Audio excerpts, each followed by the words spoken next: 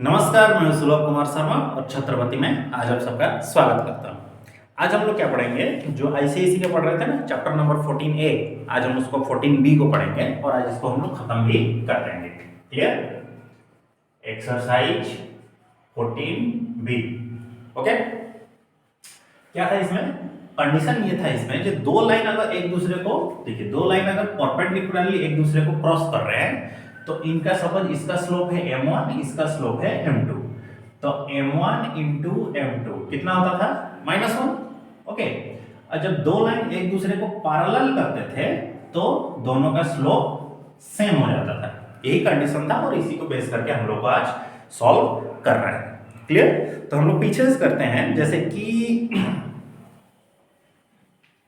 Last की तरफ चलते हैं। सामने वाले ज्यादातर इजी हैं, जैसे कुछ खास टॉप लेवल के डिफिकल्ट नहीं है, इजी है। ठीक है, देखिए एक्सरसाइज 14B, ठीक है, आईसीएसई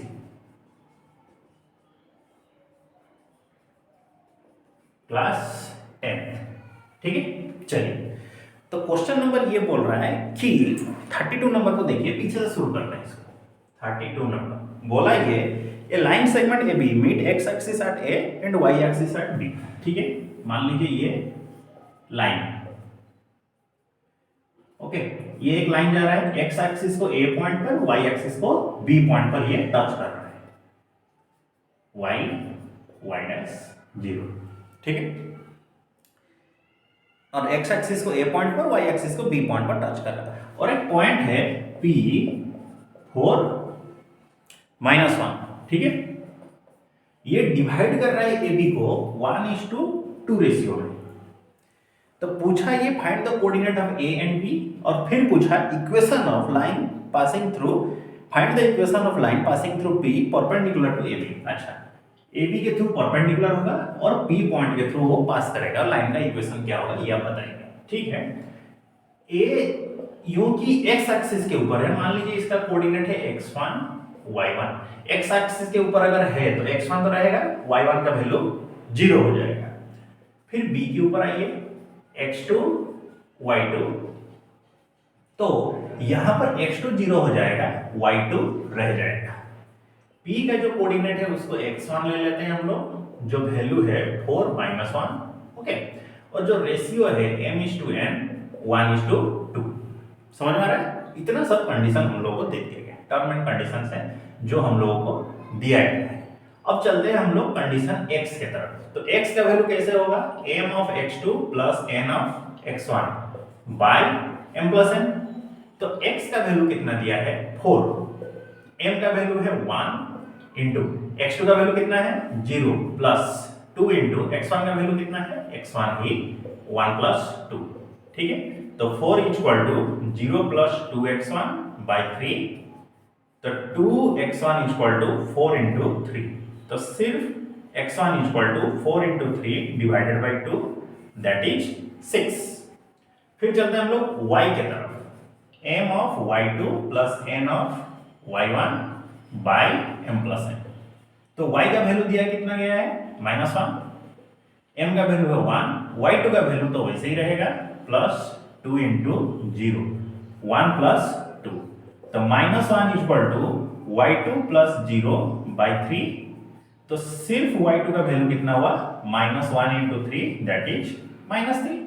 तो इसका कंडीशन कितना हो गया? 0 6, और इसका कंडीशन कितना हो गया? 0 -3। ए का वैल्यू बी का वैल्यू मिल गया। अब कंडीशन ये बोला है कि सेकंड बिट में क्या बोल रहा है कि find the coordinates A and B मिल गया।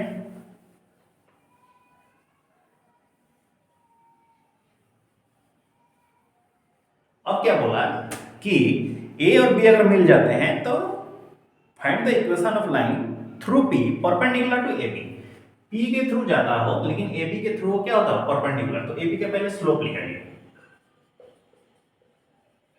Slope of A B suppose मान लीजिए m1 है, तो क्या होगा ये? y2 minus y1 by x2 minus x1। तो y2 का वैल्यू कितना दिया है? -3, y1 का वैल्यू है 0, x2 का वैल्यू कितना दिया है? 0, और x1 का वैल्यू है -6। तो -3 -6 that is 1/2। Clear. Slope of AB m1 हो गया। ये जो लाइन पास करेगा थ्रू P उसका स्लोप कितना है m2 सपोज, तो m1 into m2 -1 होना चाहिए। तो m1 का वैल्यू है 1/2 into m2 -1, तो सिर्फ m2 का वैल्यू कितना होगा -2। अब लाइन का इक्वेशन लाइए, y - y1 बोले तो ये वाला पॉइंट है। क्लियर। -1 स्लोप है m2, फिर x - x1 का वैल्यू मतलब कितना 4, y + 1 m2 का वैल्यू कितना है -2, फिर x - 4, तो y + 1 -2x + 8, तो सिर्फ y = -2x + 8 -1, तो y = -2x + 7। ठीक है, दैट इज प्रूव्ड। ठीक है, समझ में आ रहा है, यही होगा ऐसे ही, और ये हो गया प्रूव्ड। चलिए ठीक है, नेक्स्ट चलते हैं हम लोग 31 क्वेश्चन की तरफ। ये 32 था, अब चलते हैं 31 की तरफ।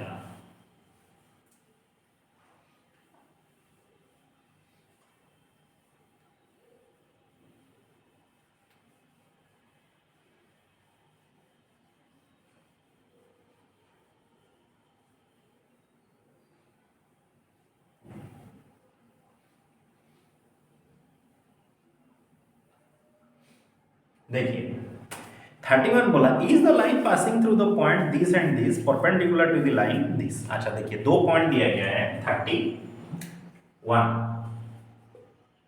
ए पॉइंट एक है, ठीक है, और एक बी पॉइंट है।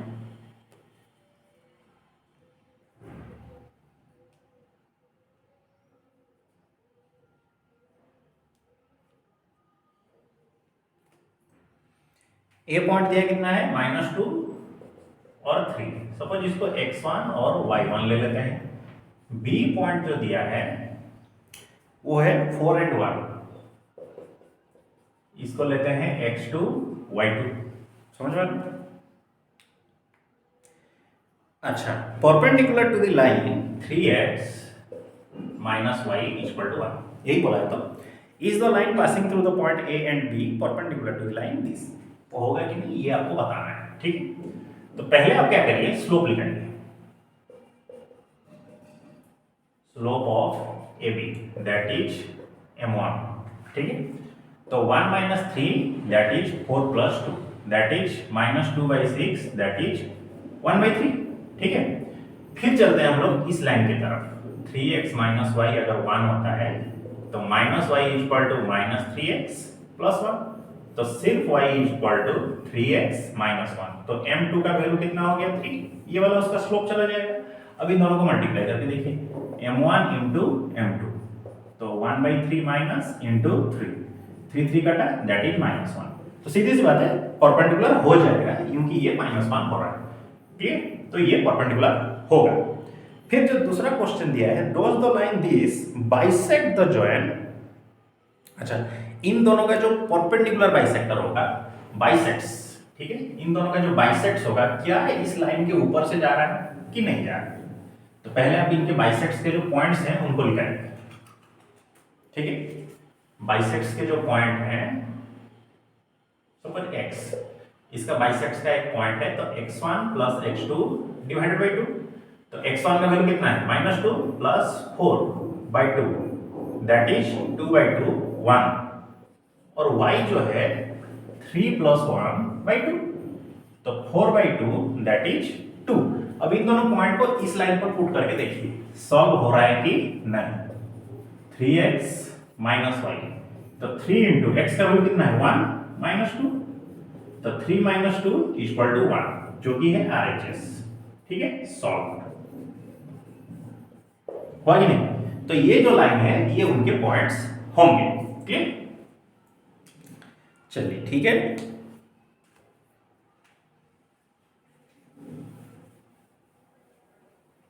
ऐसे ही कर करके आपको आंसर्स को फाइंड आउट करना है। सभी क्वेश्चंस के आंसर ऐसे ही करके लिख लेंगे।